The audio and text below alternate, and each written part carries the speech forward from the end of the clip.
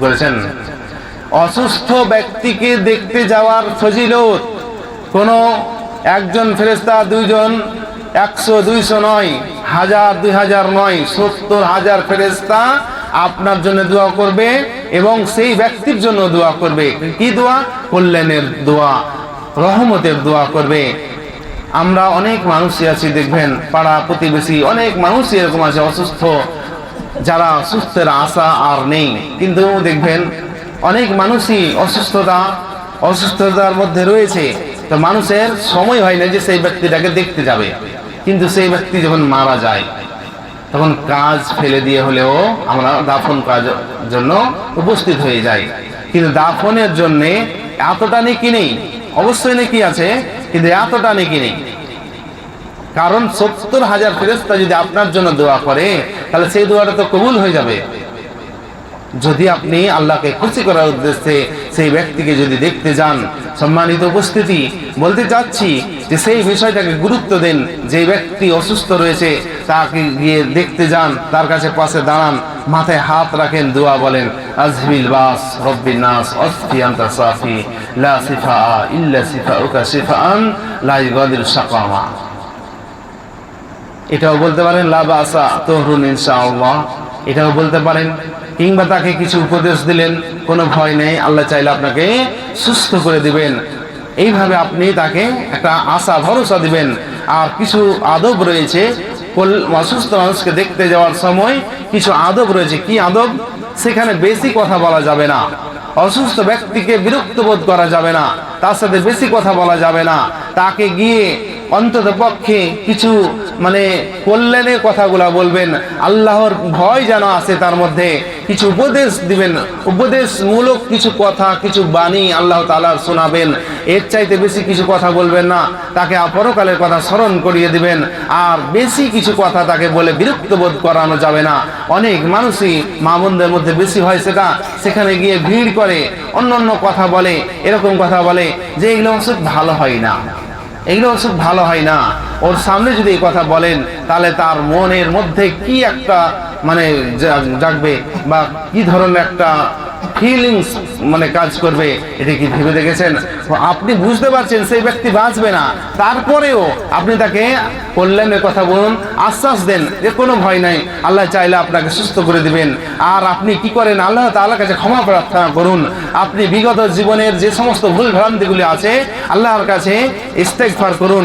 পরিবারকে আপনি কিছু উপদেশ দিন, ভালো উপদেশ দিন, আপনি কিছু ভালো উপদেশ দিন। সন্তান, সন্ততি, স্ত্রী, প্রতিবেশী, এদেরকে তুমি কি করো? ভালো কিছু কথা বলো, বা যারাই দেখতে আসবে আপনাকে, আপনি তাদের কাছে ক্ষমা চান বা আপনিও তাদের কাছে ক্ষমা চান। এইভাবে কিছু কল্যাণের কথাগুলা খুব সুন্দরভাবে বলতে হবে, মার্জিত ভাষায় বলতে হবে, সে যেন বিরক্ত বোধ না করে। কারণ শয়তান এমনই একটি প্রকাশ্য শত্রু, যখন মানুষ মারা যায়, যখন মানুষ মারা যাচ্ছে এমন তো অবস্থায় কি করবে? সে চেষ্টা করবে সে যেন পথভ্রষ্ট হয়ে যায়। আপনি বলবেন এই কলমা পাঠ করো, তখন সে বিরক্ত হয়ে বলতে পারে আমি পাঠ করবো না, তখন অস্বীকার করে দিল।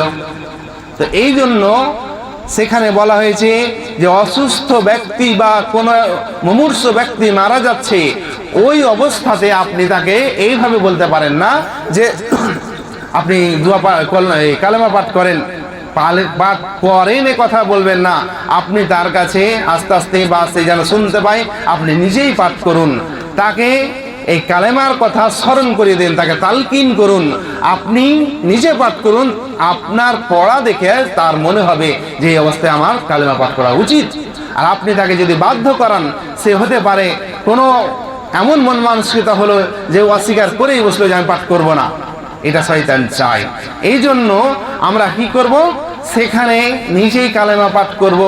আর যেই ব্যক্তির শেষ কথা হবে লা ইলাহা ইল্লাল্লাহ, সেই ব্যক্তি জান্নাতে যাবে যদি অন্তর থেকে সে দোয়া পাঠ করে আর আল্লাহর কাছে ক্ষমা চায়, অবশ্যই সেই ব্যক্তি জান্নাতে যাবে।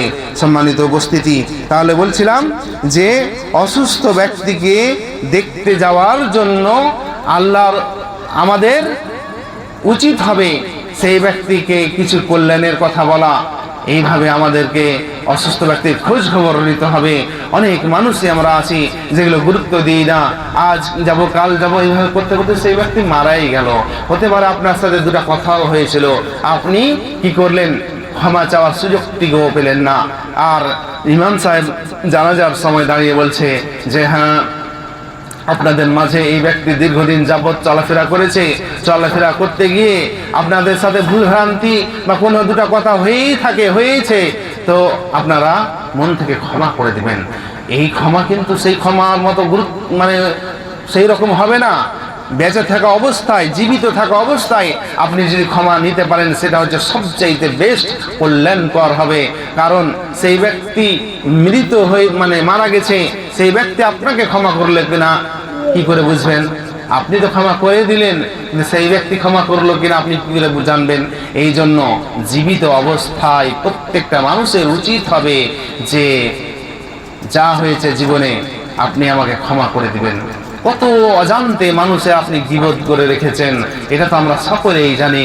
আল্লাহ রাসূল সাল্লাল্লাহু আলাইহি সাল্লাম বলছেন যে গীবতের পাপ এত ভয়ঙ্কর, গীবতের পাপ এতটাই ভয়ঙ্কর যে কোনো মানুষের আপনি বদনাম করেছেন, কোনো মানুষের আপনি গীবত করেছেন, পিছনে বদনাম নিন্দা করেছেন, অজান্তে নিন্দা করেছেন, আর এমনই নিন্দা করেছেন, এই পাপ আল্লাহ সুবহানাহু ওয়া তাআলা ক্ষমা করবেন না যতক্ষণ না ওই ব্যক্তি আপনাকে ক্ষমা করছে।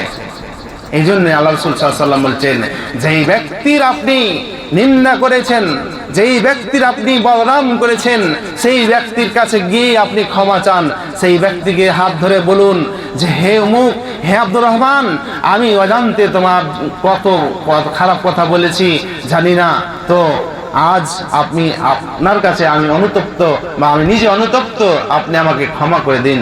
এইভাবে ক্ষমা নিয়ে নিতে হবে। সেই দিন ভয়ঙ্কর দিন, সেই দিন আপনি অপমানিত লজ্জিত হওয়ার আগে এই দুনিয়াতে একান্তে তার সাথে পার্সোনাল নির্জনে আপনি বলুন যে অজান্তে আমি তোমার কত কি বলেছি, আমি বলতে পারবো না, তো তুমি আমাকে ক্ষমা করে দাও, বা আপনি আমাকে ক্ষমা করে দিন।